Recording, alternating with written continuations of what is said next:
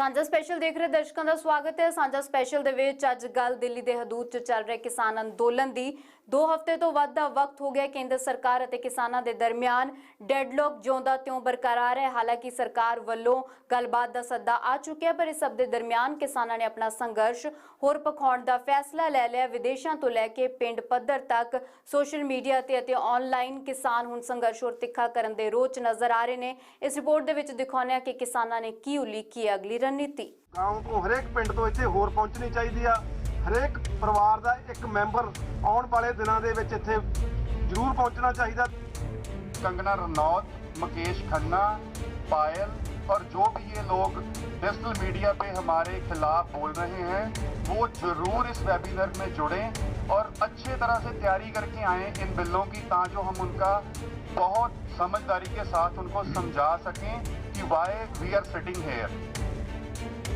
रद्द करा के वापस जावांगे, चाहे जिन्ना मर्जी लंबा संघर्ष करना पवे, जिन्ना मर्जी सानू मेहनत करनी पवे। किसानां ने कई घंटे मंथन किया। इस खत ते 7 घंटे तो वध वक्त लई गलबात होवेगी। मुलाकातां दा सिलसिला मुड़ तो तुरेगा। इस बाबत अजे कोई फैसला नहीं होया, पर संघर्ष किवें तिखा करना है इसलिए किसानां ने मुहिम पखा दित्ती है। दिल्ली तो हुण किसान सिद्धा संपर्क ब्रिटेन नाल साधन दी विਉਂਤ 'ਚ ने। ब्रिटेन के प्रधानमंत्री दे दौरे बाबत किसानां ने रणनीति बनाई है। सरकार ने 26 जनवरी को इंग्लैंड के प्रधानमंत्री को बुला रखा है। उसके बारे में हम इंग्लैंड के एमपीज को लिख रहे हैं कि वो अपने प्रधानमंत्री को रोकने की कोशिश करें कि जितना देर इतनी मुश्किल में सियाने बुजुर्ग, बीवियां, छोटे बच्चे और लाखों लोग जहां सड़कों पर बैठे हैं, जितना देर तक ये मांगे हमारी नहीं मानते, इंग्लैंड के प्रधानमंत्री को जहां नहीं आना चाहिए। इन्हां दिनां विच 25-26 दसंबर नूं दुनिया भर दियां जिथे पंजाबी लोग वसदे आ उत्थे दियां अंबैसियां दे सामने ਡੈਮੋਨਸਟ੍ਰੇਸ਼ਨ ਪਹਿਲਾਂ भी बहुत ਵੱਡੇ ਵੱਡੇ ਹੋਏ ਆ, ਉੱਥੇ ਡੈਮੋਨਸਟ੍ਰੇਸ਼ਨ ਕੀਤੇ ਜਾਣਗੇ। ਭਾਰਤ ਦੀ ਸਰਕਾਰ ਬਜਾਏ ਆਪਣਾ ਦਿਮਾਗ ਠੀਕ ਕਰਨ ਦੇ ਉਹ ਕਾਊਂਟਰ ਪ੍ਰੋਪੇਗੈਂਡਾ ਕਰਨ ਦੀ ਕੋਸ਼ਿਸ਼ ਕਰ ਰਹੀ ਆ, ਜਿਹਦਾ ਰਿਜ਼ਲਟ ਇਹ ਨਿਕਲਿਆ। ਲਾਸ ਐਂਜਲਸ ਦੇ ਵਿੱਚ ਕੱਲ ਮੋਦੀ ਭਗਤਾਂ ਨੇ ਇੱਕ ਮੁਜ਼ਾਹਰਾ ਰੱਖਿਆ ਸੀ, ਪਰ ਪੰਜਾਬ ਦੇ ਨੌਜਵਾਨਾਂ ਨੇ ਉਹਨੂੰ ਚੈਲੰਜ ਕੀਤਾ ਵੀ ਇਹ ਮੁਜ਼ਾਹਰਾ ਅਸੀਂ ਨਹੀਂ ਹੋਣ ਦੇਣਾ। ਉਸੇ ਥਾਂ ਤੇ ਨੌਜਵਾਨਾਂ ਨੇ ਮੁਜ਼ਾਹਰਾ ਰੱਖਿਆ ਤੇ ਜਿਹੜੇ ਆਪਤੀਏ ਲੋਕ ਹੁੰਦੇ ਆ, ਪਹਾੜੇ ਦੇ ਹੁੰਦੇ ਆ, ਉਹ ਮੈਦਾਨ 'ਚ ਆਉਣ ਤੋਂ ਬਹੁਤ ਡਰਦੇ ਹੁੰਦੇ ਆ ਤੇ ਮੋਦੀ ਭਗਤ ਇੱਕ ਵੀ ਉੱਥੇ ਨਹੀਂ ਪਹੁੰਚਾ। ਬਹੁਤ ਵੱਡਾ ਮੁਜ਼ਾਹਰਾ ਨੌਜਵਾਨਾਂ ਨੇ ਲਾਸ ਐਂਜਲਸ ਦੇ ਵਿੱਚ ਕੱਲ ਕੀਤਾ।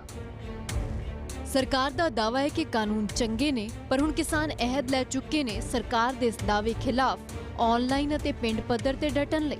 जिथे सरकार किसानां दे तोखले दूर करन लई सद्दे दे रही है, पर हुण किसान कानूनां नूं लाहे दा कहण वालियां दे ही खदशे दूर करन लई तैयार ने। 12 ਵਜੇ ਹੋਊਗਾ, 5 किसान साडे बैठणगे, हर एक क्वेश्चन का जवाब देवांगे। असीं कोई भी तुसीं मीडिया विच जरूर दे देना। कोई किसी तरह का सवाल करे असी उहदा लॉजिक के नाल जवाब देवांगे। कोई ऐ नहीं भी लुक छिप के देवांगे। पहला बीजेपी वाले 9 MP पंजाब भेजे, किसी को समझा नहीं सके। 20 लाख पैंफलेट छापिया, वंड नहीं सके। पंजाब हरियाणे में इन्ना विरोध पिंडां दे विच हो रहा, वो सिर्फ वैबीनार राही उत्थे मीटिंगां करके मुड़ के आ गया। एक दिन बीबी जगीर कौर ने कहता ये तो साडे बंदे आ। असीं चैलेंज किया कि बीबी जगीर कौर के बंदे तो 5 मिनट लिए स्टेज पर बोल के दिखाड़े, पता लग जाऊगा कि वापस आउंदी कि नहीं आउंदी। ये लोग किसान आ, किसानां दे हमायती आ। ये लोक अंदोलन बन चुका। ये किसी पार्टी का मोर्चा नहीं, किसानां दा मोर्चा है। ये विच कोई सियासी धिर नहीं हैगी। 24 तारीख को 12 बजे 24 तारीख को 12 बजे हम लोग ने वेबिनार प्लान करा है। जो उसका लिंक है, जूम का जो लिंक है, वो हम अपने डिजिटल प्लेटफॉर्म के ऊपर डाल देंगे कल सुबह।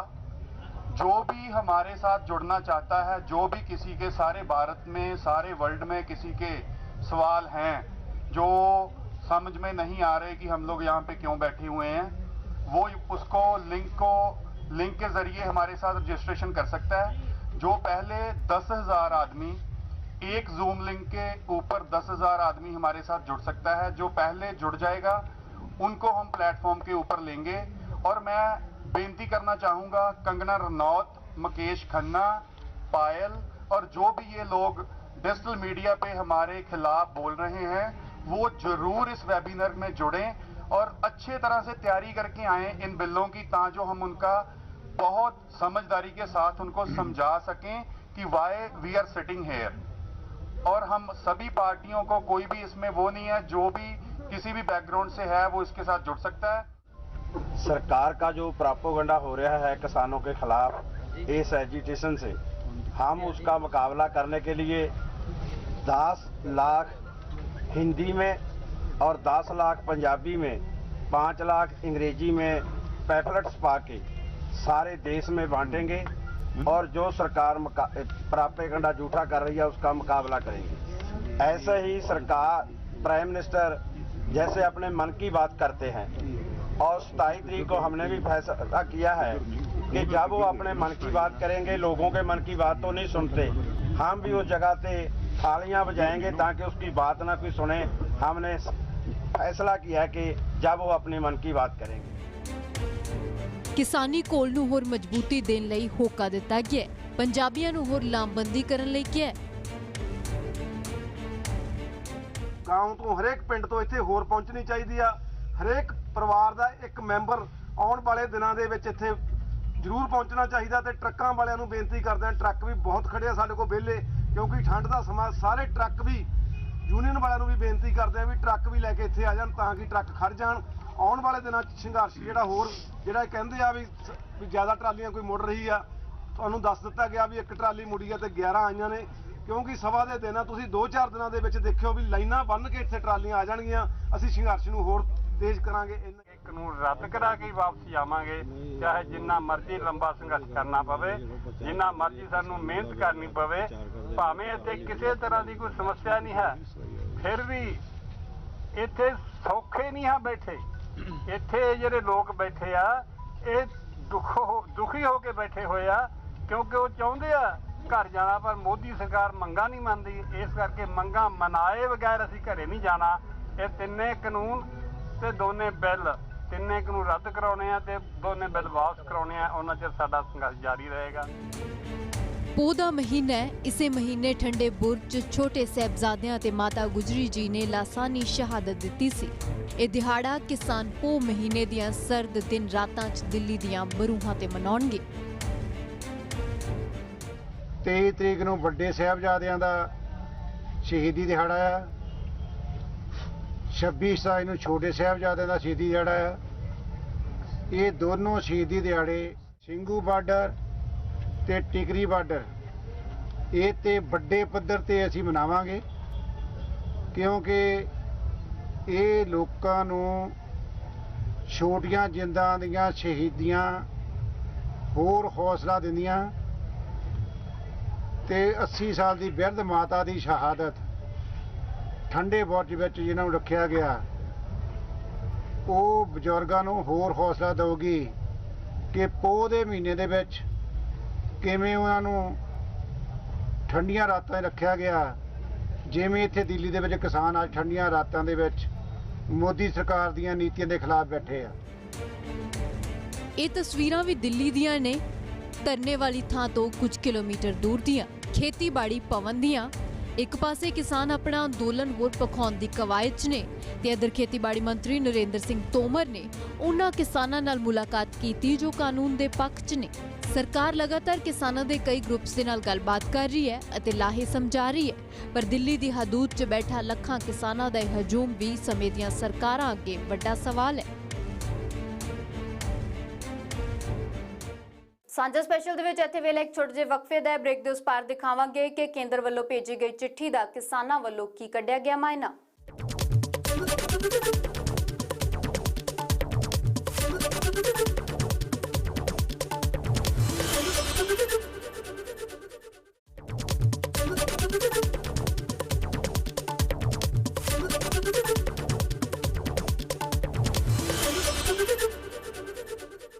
ਸਾਂਝਾ ਕਿਸਾਨ ਮੋਰਚਾ ਵੱਲੋਂ ਤਾਂ ਭਾਵੇਂ ਕੇਂਦਰ ਦੀ ਚਿੱਠੀ ਤੇ ਅਜੇ ਕੋਈ ਫੈਸਲਾ ਨਹੀਂ ਲਿਆ ਗਿਆ, ਪਰ ਕਿਸਾਨ ਮਜ਼ਦੂਰ ਸੰਘਰਸ਼ ਕਮੇਟੀ ਅਤੇ ਭਾਰਤੀ ਕਿਸਾਨ ਯੂਨੀਅਨ ਏਕਤਾ ਉਗਰਾਹਾਂ ਦੇ ਵੱਲੋਂ ਕੇਂਦਰ ਵੱਲੋਂ ਭੇਜੀ ਗਈ ਚਿੱਠੀ ਦੇ ਮਾਇਨੇ ਜ਼ਰੂਰ ਕੱਢ ਲਏ ਗਏ ਨੇ। ਇਸ ਰਿਪੋਰਟ ਦੇ ਵਿੱਚ ਦਿਖਾਉਂਦੇ ਆ ਕਿ ਕਿਸਾਨ ਲੀਡਰਾਂ ਨੇ ਸਰਕਾਰ ਤੇ ਕੀ ਲਾਏ ਨੇ ਇਲਜ਼ਾਮ ਅਤੇ ਕੀ ਕੱਢੇ ਨੇ ਤੱਥ। ਇਹ ਗੱਲ ਟੁੱਟੀ ਸੀ 5 ਤਰੀਕ ਨੂੰ, ਉੱਥੇ ਹੀ ਖੜੀ ਹੈ। ਇਹ ਤਾਂ ਇੱਕ ਕਿਸਮ ਦਾ ਤਾਰਪੀਡੋ ਕਰਨ ਦੀ ਖਾਤਰ, ਲੋਕਾਂ ਨੂੰ ਕਹਿਣ ਦੀ ਖਾਤਰ, ਆਪਦਾ ਪੱਖ ਜਤਾਉਣ ਦੀ ਖਾਤਰ ਇੱਕ ਅਟੈਕ ਹੈ। ਸਾਫ਼ ਜਵਾਬ ਹੈ, ਅਮੈਂਡਮੈਂਟ ਕਰਵਾ ਲਓ, ਕਾਨੂੰਨ ਰੱਦ ਨਹੀਂ ਹੁੰਦੇ। ਪੰਜਾਬੀ ਦੇ ਵਿੱਚ ਇਹ ਅਰਥ ਬਣਦਾ ਉਹ ਚਿੱਠੀ ਦਾ। इसमें कोई लोकतंत्र है तो भाई हमारी आवाज सुनिए, तो इन कृषि कानूनों को वापस लीजिए जहां पर बातचीत अटकी हुई है। ਕੇਂਦਰ ਦੇ ਇਸ ਖੱਤ ਦਾ ਮਕਸਦ ਅੰਦੋਲਨ ਨੂੰ ਢਾਹ ਲਾਉਣਾ ਹੈ। ਕਿਸਾਨਾਂ ਦੇ ਨਾਮ ਆਈ ਇਸ ਚਿੱਠੀ ਦਾ ਇਹ ਤੱਥ ਕੱਢਿਆ ਗਿਆ ਹੈ ਭਾਰਤੀ ਕਿਸਾਨ ਯੂਨੀਅਨ ਏਕਤਾ ਉਗਰਾਹਾਂ ਅਤੇ ਕਿਸਾਨ ਮਜ਼ਦੂਰ ਸੰਘਰਸ਼ ਕਮੇਟੀ ਵੱਲੋਂ। ਨਾਲ ਹੀ ਸਵਾਲ ਚੁੱਕੇ ਗਏ ਨੇ ਸਰਕਾਰ ਦੀ ਮੁਲਾਕਾਤ ਵਾਲੀ ਮਨਸ਼ਾ ਤੇ। ਪਹਿਲੀ ਵਾਰ ਕਿਸੇ ਸਰਕਾਰ ਨੇ ਇਹ ਕਿਹਾ ਕਿ ਤੁਸੀਂ ਡੇਟ ਵੀ ਤੁਹਾਡੀ, ਥਾਂ ਵੀ ਤੁਹਾਡਾ। ਇਹ ਭਲਾ ਗੱਲ ਕੀ ਹੈ? ਇਹ ਸੱਦਾ ਨਹੀਂ ਹੈ, ਇਹ ਤਾਂ ਇੱਕ ਕਿਸਮ ਦਾ ਤਾਰਪੀਡੋ ਕਰਨ ਦੀ ਖਾਤਰ, ਲੋਕਾਂ ਨੂੰ ਕਹਿਣ ਦੀ ਖਾਤਰ, ਆਪਦਾ ਪੱਖ ਜਤਾਉਣ ਦੀ ਖਾਤਰ ਇੱਕ ਅਟੈਕ ਹੈ। ਅਸਲ 'ਚ ਸਰਕਾਰ ਅਮੈਂਡਮੈਂਟ ਕਰਨ ਦੇ ਵਾਸਤੇ ਜੇ ਕੋਈ ਚਰਚਾ ਕਰਨੀ ਹੈ ਫਿਰ ਤਰੀਕ ਵੀ ਦੇ ਦਿਓ, ਥਾਂ ਵੀ ਦੱਸ ਦਿਓ। ਯਾਨੀ ਜਿੱਥੇ ਗੱਲ ਟੁੱਟੀ ਸੀ 5 ਤਰੀਕ ਨੂੰ, ਉੱਥੇ ਹੀ ਖੜੀ ਹੈ। ਇਹਦਾ ਮਤਲਬ ਇਹ ਕਿ ਸਰਕਾਰ ਦਾ ਸਾਫ਼ ਜਵਾਬ ਹੈ, ਅਮੈਂਡਮੈਂਟ ਕਰਵਾ ਲਓ, ਕਾਨੂੰਨ ਰੱਦ ਨਹੀਂ ਹੁੰਦੇ। ਪੰਜਾਬੀ ਦੇ ਵਿੱਚ ਇਹ ਅਰਥ ਬਣਦਾ ਉਹ ਚਿੱਠੀ ਦਾ। ਫਿਰ ਹੁਣ ਜਥੇਬੰਦੀਆਂ ਨੇ ਸੋਚਣਾ ਹੈ ਕਿ ਜਥੇਬੰਦੀਆਂ ਦਾ ਕੀ ਜਵਾਬ ਦਿੰਦੀਆਂ। ਸਾਡੀ ਜਥੇਬੰਦੀਆਂ, 2 ਜਥੇਬੰਦੀਆਂ ਇਹ ਗੱਲ ਨੂੰ ਐ ਸਮਝਦੀਆਂ ਨੇ ਵੀ ਸੱਦਾ ਪੱਤਰ ਨਹੀਂ ਹੈ, ਇਹ ਇੱਕ ਚਿੱਠੀ ਹੈ ਜਿਹਦੇ ਵਿੱਚ ਇਹ ਦੱਸਿਆ ਹੋਇਆ ਵੀ ਅਸੀਂ ਆਹ ਸੋਧਾਂ ਕਰਤੀਆਂ, ਹੋਰ ਕਰਵਾਉਣੀਆਂ ਨੇ ਕਰਾ ਲਓ, ਰੱਦ ਦੀ ਝਾਕ ਛੱਡ ਦਿਓ। ਪੱਤਰ ਭੇਜ ਆਪਣੀ ਸਾਖ ਬਚਾਉਣ ਅਤੇ ਕਿਸਾਨਾਂ ਦਾ ਅਕਸ ਖਰਾਬ ਕਰਨ ਦੀ ਕੋਸ਼ਿਸ਼ ਦੀ ਸਾਜ਼ਿਸ਼ ਦੇ ਇਲਜ਼ਾਮ ਲੱਗੇ ਨੇ। ਨਾਲ ਹੀ ਗਿਣਵਾਏ ਗਏ ਨੇ ਉਹ ਬਿੰਦੂ ਜਿਨ੍ਹਾਂ ਦਾ ਜ਼ਿਕਰ ਚਿੱਠੀ 'ਚ ਨਹੀਂ ਹੈ। तो ये आगे बढ़ना नहीं, हमारा तो आंदोलन फेल होगा इससे, जिस बात को लेकर हम चले हुए। तो केंद्र एक तरह से छल वाली नीति की सोच समझ के ये प्रचार प्रोपोगंडा हमारे खिलाफ कर रहा है। वैसे चिट्ठी में कुछ भी ऐसा नहीं है जिसके ऊपर कोई डिस्कशन हो। एक बात उसमें आई थी खुलकर, फिर सरकार ने कहा कि आपने जो कर लिख कर दिया है वो बहुत कम है, आप और लिख कर दीजिए। हम कह रहे हैं भी क्या ये हमारी बात समझ नहीं आ रही सरकार को कि हम तो आपसे मांग कर रहे हैं कि कृषि के 3 कानून वापस लेने चाहिए, तो ये बोलने भर से सरता नहीं। अगर कहें तो ये लिख के भी दे देते हैं भी कृषि के कानून वापस, तो इसमें लिख के देने वाली कौन सी बात है।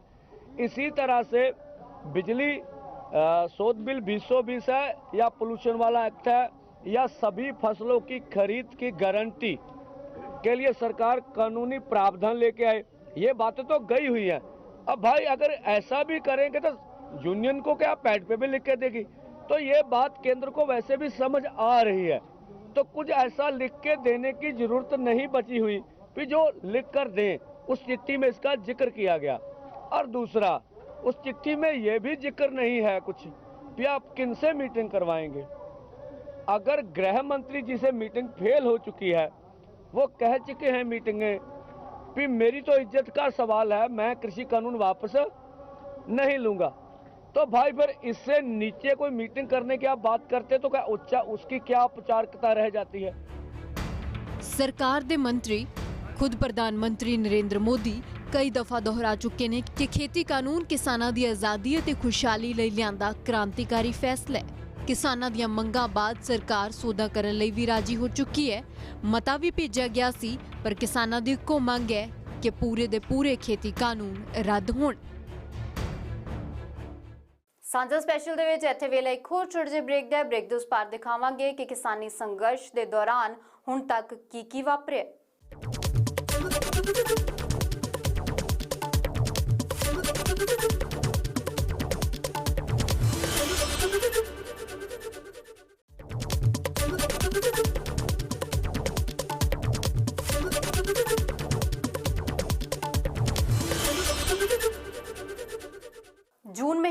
ਜਦੋਂ ਸਰਕਾਰ ਵੱਲੋਂ ਖੇਤੀ ਆਰਡੀਨੈਂਸ ਜਾਰੀ ਕੀਤੇ ਗਏ ਸਨ ਉਦੋਂ ਤੋਂ ਹੀ ਖੇਤੀ ਬਿੱਲਾਂ ਤੇ ਕੇਂਦਰ ਸਰਕਾਰ ਅਤੇ ਕਿਸਾਨਾਂ ਦੇ ਦਰਮਿਆਨ ਖਿੱਚੋਤਾਣ ਸ਼ੁਰੂ ਹੋ ਗਈ ਸੀ, ਜਿਸ ਨੇ ਹੁਣ ਕਿਸਾਨ ਅੰਦੋਲਨ ਦਾ ਰੂਪ ਲੈ ਲਿਆ। ਕਈ ਮੁਲਾਕਾਤਾਂ ਵੀ ਹੋਈਆਂ ਨੇ ਪਰ ਨਤੀਜਾ ਜੇ ਸਿਫਰ ਹੀ ਰਿਹਾ।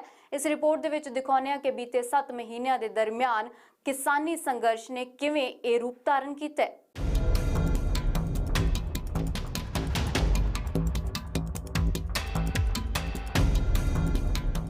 ਦੋ ਹਫ਼ਤਿਆਂ ਤੋਂ ਵੱਧ ਦਾ ਵਕਤ ਲੰਘ ਗਿਆ। ਕਿਸਾਨਾਂ ਤੇ ਕੇਂਦਰ ਦਰਮਿਆਨ ਡੈਡਲੌਕ ਬਰਕਰਾਰ ਹੈ। ਗੱਲਬਾਤ ਵਾਲੀ ਗੇਂਦ ਇੱਕ ਪਾਲੇ ਤੋਂ ਦੂਜੇ ਪਾਲੇ 'ਚ ਸੁੱਟੀ ਜਾ ਰਹੀ ਹੈ। ਕਿਸਾਨ ਪੰਜਾਬ ਤੋਂ ਦਿੱਲੀ ਪਹੁੰਚ ਗਏ ਨੇ ਪਰ ਜੂਨ ਮਹੀਨੇ ਤੋਂ ਕਿਸਾਨਾਂ ਤੇ ਸਰਕਾਰ ਦਰਮਿਆਨ ਸ਼ੁਰੂ ਹੋਇਆ ਰੇੜਕਾ ਜਿਉਂਦਾ ਤਿਉਂ ਬਰਕਰਾਰ ਹੈ। ਇਹ ਮਾਮਲਾ ਸ਼ੁਰੂ ਹੋਇਆ ਸੀ ਜੂਨ ਮਹੀਨੇ ਦੀ 5 ਤਰੀਕ ਤੋਂ ਜਦੋਂ ਖੇਤੀ ਸੰਬੰਧੀ 3 ਆਰਡੀਨੈਂਸ ਲਿਆਂਦੇ ਗਏ ਸਨ। 14 ਸਤੰਬਰ 2020 ਨੂੰ ਲੋਕ ਸਭਾ 'ਚ ਖੇਤੀ ਬਿੱਲ ਪਾਸ ਕੀਤਾ ਗਿਆ ਸੀ। 17 ਸਤੰਬਰ ਨੂੰ ਲੋਕ ਸਭਾ 'ਚ ਖੇਤੀ ਬਿੱਲ ਪਾਸ ਹੋਇਆ। 20 ਸਤੰਬਰ ਨੂੰ ਖੇਤੀ ਬਿੱਲ ਰਾਜ ਸਭਾ 'ਚ ਪਾਸ ਹੋਇਆ। 27 ਸਤੰਬਰ 2020 ਨੂੰ ਰਾਸ਼ਟਰਪਤੀ ਰਾਮਨਾਥ ਕੋਵਿੰਦ ਨੇ ਮਨਜ਼ੂਰੀ ਦਿੱਤੀ ਅਤੇ 27 ਸਤੰਬਰ ਨੂੰ ਰਾਸ਼ਟਰਪਤੀ ਦੀ ਮਨਜ਼ੂਰੀ ਤੋਂ ਬਾਅਦ ਤਿੰਨੋਂ ਬਿੱਲ ਕਾਨੂੰਨ ਬਣ ਗਏ। ਜੂਨ ਤੋਂ ਸਤੰਬਰ 4 ਮਹੀਨਿਆਂ 'ਚ ਕਿਸਾਨਾਂ ਨੇ ਕਈ ਤਰੀਕਿਆਂ ਨਾਲ ਆਪਣਾ ਰੋਸ ਜਤਾਇਆ ਪਰ ਬਿੱਲ ਰਾਜ ਸਭਾ 'ਚ ਪਾਸ ਹੋਣ ਤੋਂ ਬਾਅਦ ਕਿਸਾਨਾਂ ਨੇ ਸੰਘਰਸ਼ ਤਿੱਖਾ ਕਰਨ ਦਾ ਫੈਸਲਾ ਲਿਆ। 24 ਸਤੰਬਰ ਰੇਲ ਗੱਡੀਆਂ ਰੋਕਣ ਦਾ ਐਲਾਨ ਹੋਇਆ। 25 ਸਤੰਬਰ ਪੂਰਨ ਤੌਰ ਤੇ ਪੰਜਾਬ ਬੰਦ ਰੱਖਿਆ ਗਿਆ। 8 ਅਕਤੂਬਰ ਕੇਂਦਰ ਨਾਲ ਗੱਲਬਾਤ ਦਾ ਸੱਦਾ ਠੁਕਰਾਇਆ। 9 ਅਕਤੂਬਰ 2 ਘੰਟੇ ਲਈ ਪੰਜਾਬ ਦੇ ਵਿੱਚ ਚੱਕਾ ਜਾਮ ਹੋਇਆ। 14 ਅਕਤੂਬਰ ਦਿੱਲੀ 'ਚ ਕੇਂਦਰ ਨਾਲ ਕਿਸਾਨਾਂ ਦੀ ਮੀਟਿੰਗ ਬੇਸਿੱਟਾ ਰਹੀ। 21 ਅਕਤੂਬਰ ਕਿਸਾਨਾਂ ਵੱਲੋਂ ਸਿਰਫ ਮਾਲ ਗੱਡੀਆਂ ਨੂੰ ਰਾਹ ਦੇਣ ਦਾ ਐਲਾਨ ਕੀਤਾ ਗਿਆ। 27 ਅਕਤੂਬਰ 26 ਅਤੇ 27 ਨਵੰਬਰ ਨੂੰ ਦਿੱਲੀ ਚਲੋ ਅਭਿਆਨ ਦਾ ਐਲਾਨ ਕੀਤਾ ਗਿਆ। 5 ਨਵੰਬਰ ਦੇਸ਼ ਭਰ ਦੇ ਵਿੱਚ ਕਿਸਾਨਾਂ ਵੱਲੋਂ ਚੱਕਾ ਜਾਮ ਕੀਤਾ ਗਿਆ। 13 ਨਵੰਬਰ ਦਿੱਲੀ 'ਚ ਕੇਂਦਰ ਨਾਲ ਕਿਸਾਨਾਂ ਦੀ ਮੀਟਿੰਗ ਬੇਸਿੱਟਾ ਰਹੀ। 21 ਨਵੰਬਰ ਕੈਪਟਨ ਅਮਰਿੰਦਰ ਸਿੰਘ ਦੇ ਨਾਲ ਮੀਟਿੰਗ ਬਾਅਦ ਕਿਸਾਨਾਂ ਨੇ ਰੇਲਾਂ ਨੂੰ ਰਾਹ ਦੇਣ ਲਈ ਹਾਮੀ ਭਰੀ। 26 ਨਵੰਬਰ ਕਿਸਾਨਾਂ ਨੇ ਕਾਫਿਲੇ ਦੇ ਰੂਪ 'ਚ ਦਿੱਲੀ ਨੂੰ ਕੂਚ ਕਰਨਾ ਸ਼ੁਰੂ ਕੀਤਾ। 1 ਦਸੰਬਰ ਦਿੱਲੀ 'ਚ ਕੇਂਦਰ ਨਾਲ ਕਿਸਾਨਾਂ ਦੀ ਮੀਟਿੰਗ ਮੁੜ ਤੋਂ ਬੇਸਿੱਟਾ ਰਹੀ। 2 ਦਸੰਬਰ ਕਿਸਾਨਾਂ ਨੇ ਸੰਸਦ ਦਾ ਵਿਸ਼ੇਸ਼ ਇਜਲਾਸ ਸੱਦਣ ਦੀ ਮੰਗ ਕੀਤੀ। 3 ਦਸੰਬਰ ਦਿੱਲੀ 'ਚ ਕੇਂਦਰ ਨਾਲ ਕਿਸਾਨਾਂ ਦੀ ਮੀਟਿੰਗ ਫਿਰ ਤੋਂ ਬੇਸਿੱਟਾ ਰਹੀ। 5 ਦਸੰਬਰ ਦਿੱਲੀ 'ਚ ਕੇਂਦਰ ਨਾਲ ਕਿਸਾਨਾਂ ਦੀ ਮੀਟਿੰਗ ਹੋਈ ਪਰ ਮੁੜ ਤੋਂ ਬੇਸਿੱਟਾ ਰਹੀ। 8 ਦਸੰਬਰ ਕੇਂਦਰੀ ਗ੍ਰਹਿ ਮੰਤਰੀ ਅਮਿਤ ਸ਼ਾਹ ਨਾਲ ਕਿਸਾਨ ਲੀਡਰਾਂ ਦੀ ਗੈਰ ਰਸਮੀ ਮੁਲਾਕਾਤ ਹੋਈ। 9 ਦਸੰਬਰ ਨੂੰ ਮਿੱਥੀ ਹੋਈ ਮੁਲਾਕਾਤ ਨਹੀਂ ਹੋ ਸਕੀ। 9 ਦਸੰਬਰ ਨੂੰ ਹੀ ਸਰਕਾਰ ਨੇ ਕਿਸਾਨਾਂ ਨੂੰ ਸੋਧਾਂ ਵਾਲਾ ਮਤਾ ਭੇਜਿਆ। 9 ਦਸੰਬਰ ਨੂੰ ਹੀ ਕਿਸਾਨਾਂ ਨੇ ਸਰਕਾਰ ਦਾ ਇਹ ਮਤਾ ਠੁਕਰਾ ਦਿੱਤਾ। 16 ਦਸੰਬਰ ਦਿੱਲੀ ਜ਼ਰੀਏ ਸਰਕਾਰ ਦੀਆਂ ਤਜਵੀਜ਼ਾਂ ਕਿਸਾਨਾਂ ਨੇ ਠੁਕਰਾ ਦਿੱਤੀਆਂ। 17 ਦਸੰਬਰ ਨੂੰ ਖੇਤੀਬਾੜੀ ਮੰਤਰੀ ਨੇ ਕਿਸਾਨਾਂ ਦੇ ਨਾਮ ਖੁੱਲਾ ਖੱਤ ਲਿਖਿਆ। 20 ਦਸੰਬਰ ਤਰੀਕ ਮਿੱਥੇ ਬਿਨਾਂ ਕਿਸਾਨਾਂ ਨੂੰ ਮੁੜ ਤੋਂ ਗੱਲਬਾਤ ਦਾ ਸੱਦਾ ਆਇਆ। ਪਿਛਲੇ 7 ਮਹੀਨਿਆਂ 'ਚ ਕਿਸਾਨ ਖੇਤੀ ਕਾਨੂੰਨ ਵਾਪਸ ਕਰਵਾਉਣ ਦੇ ਲਈ ਡਟੇ ਹੋਏ ਨੇ। ਇਹ ਸੰਘਰਸ਼ ਦਾ ਹਿੱਸਾ ਸੀ ਕਿ ਸਿਆਸਤ ਨੇ ਵੀ ਰੁਖ ਪਲਟਿਆ। ਪਿਛਲੇ 3 ਮਹੀਨਿਆਂ 'ਚ ਵੱਡੇ ਫੇਰਬਦਲ ਹੋਏ ਨੇ। 17 ਸਤੰਬਰ ਨੂੰ ਹਰਸਿਮਰਤ ਕੌਰ ਬਾਦਲ ਨੇ ਮੋਦੀ ਕੈਬਨਿਟ ਤੋਂ ਅਸਤੀਫਾ ਦਿੱਤਾ। 26 ਸਤੰਬਰ ਨੂੰ ਸ਼੍ਰੋਮਣੀ ਅਕਾਲੀ ਦਲ ਨੇ ਐਨਡੀਏ ਨਾਲੋਂ ਨਾਤਾ ਤੋੜਿਆ। 28 ਸਤੰਬਰ ਨੂੰ ਕੈਪਟਨ ਅਮਰਿੰਦਰ ਸਿੰਘ ਨੇ ਖਟਕੜ ਕਲਾਂ 'ਚ ਧਰਨਾ ਦਿੱਤਾ। 29 ਸਤੰਬਰ ਨੂੰ ਸੀਐਮ ਅਮਰਿੰਦਰ ਸਿੰਘ ਨੇ ਕਿਸਾਨਾਂ ਨਾਲ ਮੀਟਿੰਗ ਕੀਤੀ। 1 ਅਕਤੂਬਰ ਨੂੰ ਅਕਾਲੀ ਦਲ ਨੇ 3 ਤਖਤ ਸਹਿਬਾਨ ਤੋਂ ਮਾਰਚ ਕੱਢਿਆ। 3 ਦਿਨਾਂ ਪੰਜਾਬ ਦੌਰੇ ਤੇ 4, 5 ਅਤੇ 6 ਅਕਤੂਬਰ ਨੂੰ ਰਾਹੁਲ ਗਾਂਧੀ ਆਏ ਅਤੇ ਟਰੈਕਟਰ ਮਾਰਚ ਕੱਢਿਆ। ਸੋਨੀਆ ਗਾਂਧੀ ਵੱਲੋਂ ਕਾਂਗਰਸ ਸਰਕਾਰ ਵਾਲੇ ਸੂਬਿਆਂ ਨੂੰ ਵਿਸ਼ੇਸ਼ ਇਜਲਾਸ ਬੁਲਾਉਣ ਦੀ ਨਸੀਹਤ ਦਿੱਤੀ ਗਈ। 20 ਅਕਤੂਬਰ ਨੂੰ ਪੰਜਾਬ ਵਿਧਾਨ ਸਭਾ 'ਚ ਕੇਂਦਰ ਦੇ ਖੇਤੀ ਕਾਨੂੰਨਾਂ ਖਿਲਾਫ ਬਿੱਲ ਪਾਸ ਹੋਏ। 23 ਅਕਤੂਬਰ ਨੂੰ ਪ੍ਰਧਾਨ ਮੰਤਰੀ ਨਰਿੰਦਰ ਮੋਦੀ ਨੇ ਦੁਹਰਾਇਆ ਕਿ ਦੇਸ਼ ਆਪਣੇ ਫੈਸਲਿਆਂ ਤੋਂ ਪਿੱਛੇ ਨਹੀਂ ਹਟੇਗਾ। 3 ਦਸੰਬਰ ਨੂੰ ਸੀਐਮ ਅਮਰਿੰਦਰ ਸਿੰਘ ਨੇ ਦਿੱਲੀ ਦੇ ਵਿੱਚ ਕੇਂਦਰੀ ਗ੍ਰਹਿ ਮੰਤਰੀ ਅਮਿਤ ਸ਼ਾਹ ਦੇ ਨਾਲ ਮੁਲਾਕਾਤ ਕੀਤੀ। 4 ਦਸੰਬਰ ਨੂੰ ਸਾਬਕਾ ਮੁੱਖ ਮੰਤਰੀ ਪ੍ਰਕਾਸ਼ ਸਿੰਘ ਬਾਦਲ ਨੇ ਆਪਣਾ ਸਨਮਾਨ ਪਦਮ ਵਿਭੂਸ਼ਣ ਵਾਪਸ ਕੀਤਾ। ਸਾਲ ਦੇ ਸਭ ਤੋਂ ਠੰਡੇ ਦਿਨਾਂ 'ਚ ਕਿਸਾਨ ਖੁੱਲੇ ਅਸਮਾਨ ਹੇਠ ਪ੍ਰਦਰਸ਼ਨ ਕਰ ਰਹੇ ਨੇ। ਕੌਮੀ ਰਾਜਧਾਨੀ ਦਿੱਲੀ ਦੀਆਂ ਬਰੂਹਾਂ ਤੇ ਕਿਸਾਨਾਂ ਨੇ ਡੇਰੇ ਲਾਏ ਨੇ। ਸਰਕਾਰ ਦੀਆਂ ਦਲੀਲਾਂ ਤੇ ਦਾਅਵਾ ਬਦਸਤੂਰ ਜਾਰੀ ਹੈ ਕਿ ਖੇਤੀ ਕਾਨੂੰਨ ਲਾਹੇ ਲਈ ਨੇ, ਪਰ ਕਿਸਾਨ ਆਪਣੀਆਂ ਮੰਗਾਂ ਤੇ ਡਟੇ ਨੇ।